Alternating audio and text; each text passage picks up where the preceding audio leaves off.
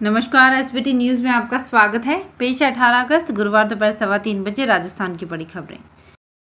Rajasthan high court में अब वाहनों की नंबर प्लेट पर लाल पट्टी लगा लोग अपना स्टेटस नहीं चल पाएंगे। हाईकोर्ट के रजिस्ट्रार ने एक आदेश जारी कर हाईकोर्ट के अधिकारियों, आरएसी के गार्ड व अन्य संबंधित अधिकारियों से अपने निजी वाहनों की नंबर प्लेट पर लगी लाल पट्टी को हटाने को कहा है। इसके लिए 15 दिन की मोहलत प्रदान की गई है। 15 दिन पश्चात ऐसी पट्टी लगे वाहनों को हाईकोर्ट में प्रवेश नहीं दिया जाएगा। पिछले दिनों चिकित्सा विभाग में हुई स्वास्थ्य अधिकारियों की अदला बदली से राजस्थान के 26 पूर्व सीएमएचओ खफा हैं। प्रदेश के 26 जिलों के सीएमएचओ इस अदला बदली के खिलाफ हाईकोर्ट चले गए हैं। जोधपुर और जयपुर हाईकोर्ट में इन अधिकारियों ने अपील दायर की है। इसमें कहा गया है कि उनका तबादला गलत तरीके से किया गया। सीएमएचओ के वरिष्ठ पद पर रहने के बाद उन्हें जिला अस्पतालों में जूनियर पदों पर भेज दिया गया। एक साथ इतने चिकित्सा अधिकारियों के हाईकोर्ट जाने से चिकित्सा एवं स्वास्थ्य विभाग सख्ते में है। इनमें से 3 सीएमएचओ को तो स्टे ऑर्डर भी मिल चुका है, जिन्हें अब निदेशालय में नियुक्ति दी गई है। दुनिया के सबसे बड़े मंदिर का निर्माण अब अंतिम चरण में है। पश्चिम बंगाल के नदिया जिले में स्थित मायापुर में इस्कॉन मुख्यालय में साल 2009 से मंदिर का काम चल रहा है। 700 एकड़ में फैला परिसर दुनिया का सबसे बड़ा मंदिर होगा। अब तक सबसे बड़े मंदिर का तमगा कंबोडिया के अंगकोर वाट के पास है, जो करीब 16 लाख वर्ग मीटर में फैला है। मायापुर में बन रहे इस मंदिर का उद्घाटन 2023 की होली पर प्रस्तावित था, लेकिन कोरोना के चलते निर्माण में देरी के चलते अब 2024 तक इसका निर्माण कार्य पूरा हो सकता है। मंदिर की विशालता का अंदाज इसी बात से लगाया जा सकता है कि इसकी नींव 100 फीट की है, यानी जमीन में 10 मंजिला इमारत के बराबर। कर्नाटक सरकार ने एक बड़ा फैसला लिया है। राज्य सरकार ने सभी स्कूल और कॉलेजों में रोजाना राष्ट्रगान अनिवार्य कर दिया है। आदेश के मुताबिक अब राज्य के सभी सरकारी, गैर सरकारी और सहायता प्राप्त स्कूल और कॉलेजों में राष्ट्रगान अनिवार्य रूप से होगा। राष्ट्रगान सुबह सामूहिक तौर पर गाया जाएगा। हालांकि सरकार ने अपने आदेश में मैदान में राष्ट्रगान गाने से छूट देते हुए इसे कक्षाओं के अंदर गाने की बात कही है। हाल ही में राज्य में सावरकर और टीपू सुल्तान के पोस्टर फाड़ने को लेकर 2 गुट आमने सामने आ गए थे। पुलिस को टकराव की स्थिति को रोकने के लिए धारा 144 लगानी पड़ी थी। सीकर जिले के खाटू श्याम जी में भगदड़ मामले में मंदिर कमेटी के खिलाफ कार्यवाही नहीं होने और जालौर में दलित छात्र के मामले में आज तेजा सेना ने सीकर बंद का आह्वान किया है। बंद को 20 से अधिक संगठनों ने समर्थन दिया है, जिसका असर भी बाजार में साफ दिखाई दे रहा है। सुबह से शहर के बाजार पूरी तरह से बंद हैं। गली मोहल्लों की गिनी चुनी दुकानें ही खुली नजर आ रही हैं। इधर बंद समर्थक संगठन टोलियां बनाकर भी घूम रहे हैं। उधर बंद के आह्वान को देखते हुए कलेक्टर अविचल चतुर्वेदी ने ड्यूटी मजिस्ट्रेट नियुक्त करते हुए चप्पे चप्पे पर पुलिस की तैनाती की है। बंद को रालोपा, सीकर व्यापार महासंघ, किसान युवा संगठन, जाट समाज, भीम सेना, तेजवीर सेना, वसुंधरा राजे यूथ ब्रिगेड और राष्ट्रीय जाट एकता मंच, नेशनल कांग्रेस वर्कर्स कमेटी आदि संगठनों का समर्थन मिला है।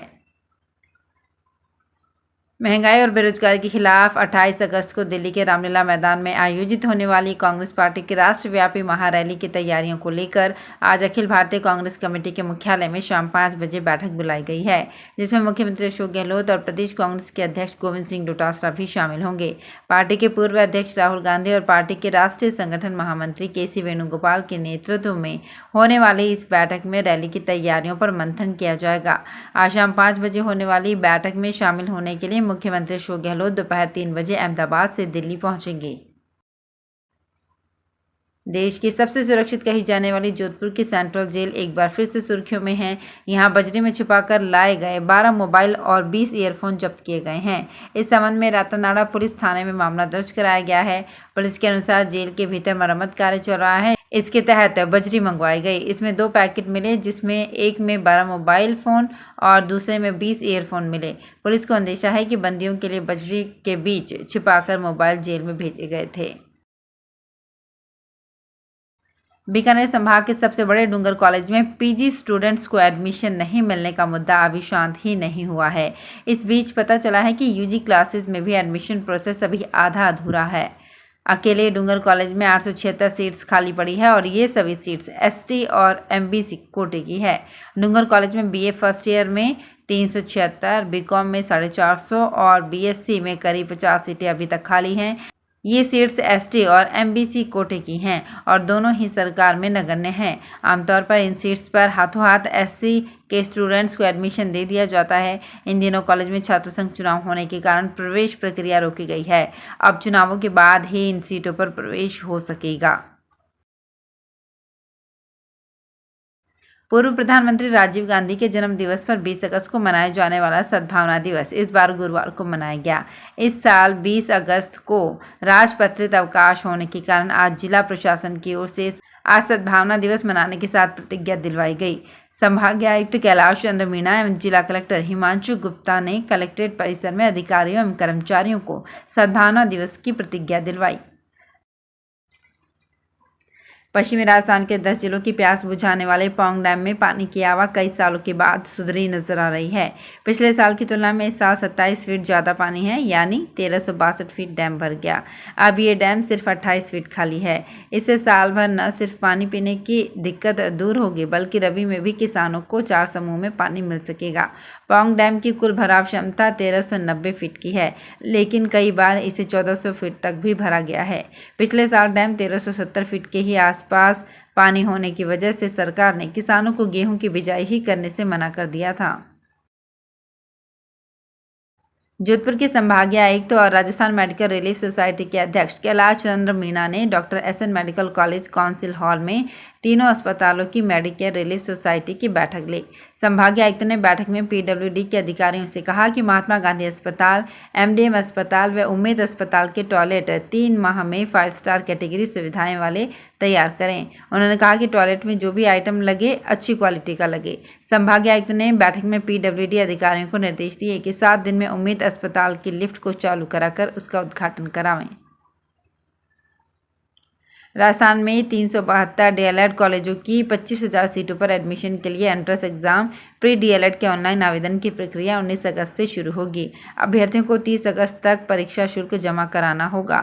ऑनलाइन आवेदन की अंतिम तिथि 31 अगस्त तक रहेगी।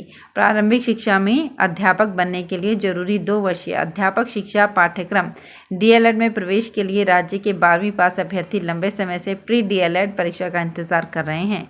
आमतौर पर प्री डीएलएड की परीक्षा मई में होती है, लेकिन पिछले 2 सत्रों में 12वीं की बोर्ड की परीक्षा में विलंब होने के कारण प्री डीएलएड की परीक्षा पर भी इसका असर पड़ा है। इस बार सीबीएसई बोर्ड के 12वीं के नतीजे 22 जुलाई को होने से सत्र गड़बड़ा गया है। जोधपुर के संभागीय आयुक्त एवं जोधपुर संभाग विकास प्राधिकरण के अध्यक्ष कैलाश चंद्र मीणा की अध्यक्षता में बैठक संपन्न हुई। बैठक में राजस्व ग्राम मंडोर द्वितीय में सेक्टर रोड नेटवर्क प्लान बनाए जाने, ग्राम सालावास खसरा नंबर 985 व 96 में प्राधिकरण स्वामित्व की भूमि पर औद्योगिक प्रयोजनार्थ नवीन उद्योग विहार योजना हेतु अग्रिम कार्यवाही करने तथा शाला क्रीड़ा संगम केंद्र, गौशाला मैदान परिसर में वॉकपथ एवं परिसर के जीर्णोद्धार के प्रस्ताव सहित विभिन्न प्रकरणों पर चर्चा करते हुए आवश्यक दिशा निर्देश प्रदान किए गए। राजस्थान में लंपी स्किन डिजीज से पीड़ित गौवंश को बचाने के लिए हर जिले को 1 करोड़ रुपए देने की मांग की गई है। मकराना में सौंपे गए ज्ञापन में बताया गया कि राज्य और केंद्र सरकार से इस बीमारी को महामारी घोषित करने की भी मांग की गई है। ज्ञापन में कहा गया है कि गौशालाओं में संसाधनों के अभाव में गौवंश की देखरेख और उन्हें अलग से रखना संभव नहीं हो पा रहा है। इसलिए राज्य सरकार संक्रमित गौवंश को गौशाला से दूसरी जगह शिफ्ट करे ताकि बाकी गौवंश को संक्रमित होने से बचाया जा सके। राज्य के प्रत्येक चिकित्सा केंद्र पर क्वारंटीन सेंटर बनाया जाए। इनमें 24 घंटे आपातकालीन सेवाएं दी जाए। बीमारी को नियंत्रित करने के लिए सरकार सेवानिवृत्त चिकित्सकों की सेवाएं ले। संत चंद्र प्रभ ने कहा है कि वैभव कितना ही महान क्यों ना हो, पर वो तप और त्याग से ज्यादा कभी भी महान नहीं हो सकता। भले ही सिकंदर के पास महावीर से 1000 गुना ज्यादा वैभव था, पर वो महावीर के त्याग से कभी महान नहीं कहलाएगा। जिसने वैभव को केवल इकट्ठा किया वो सिकंदर बना, पर जिसने वैभव को भी हंसते हंसते त्याग कर दिया वो महावीर बन गया। कालाना रोड स्थित संबोधि धाम में संत चंद्र प्रभ कैसे सुलझाए तपस्या से जीवन की समस्या विषय पर संबोधित कर रहे थे। उन्होंने कहा कि तपस्या का मतलब केवल उपवास या भोजन का त्याग नहीं है, वरन इच्छाओं का निरोध करना जीवन की सबसे बड़ी तपस्या है। तो फिलहाल इस बुलेटिन में इतना ही, फिर हाजिर होंगे कुछ और बड़ी खबरों के साथ। अगर आप भी अपने आसपास की छोटी बड़ी और महत्वपूर्ण खबरों से अपडेट रहना चाहते हैं तो सब्सक्राइब कीजिए हमारे चैनल एसपीटी न्यूज को और प्रेस कीजिए बेल आइकन पर।